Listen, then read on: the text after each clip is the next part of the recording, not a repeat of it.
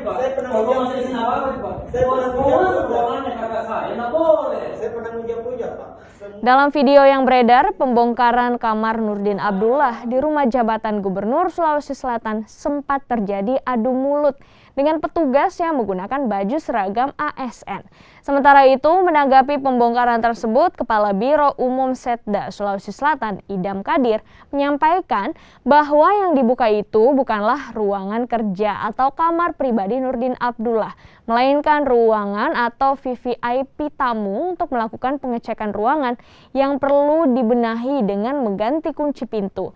Idam Kadir menambahkan dengan adanya pengecekan dan pergantian mata kunci tersebut sesuai tupoksinya dalam memeriksa karena sudah lama tidak dihuni sejak Nurdin Abdullah menjalani proses hukum di KPK.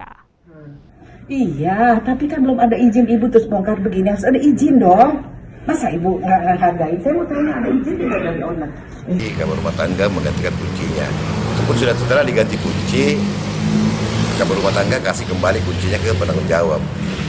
Kenapa kami ini mau ngecek apa-apa saja yang rusak, karena mau pembenahan rumah jabatan untuk dianggarkan di urban atau pokok.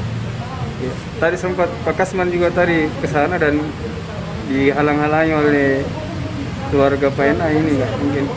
Ya, mungkin ada miskomunikasi seperti apa? Koordinasi sama keluarga bahwa ini kan kamar-kamar itu yang rusak-rusak itu dirujak, dia mau benahi.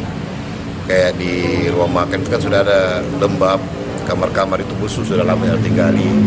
Di Pak Kasman ya menyampaikan pada keluarga untuk menganggarkan apa-apa saja yang rusak di dalam rujak itu.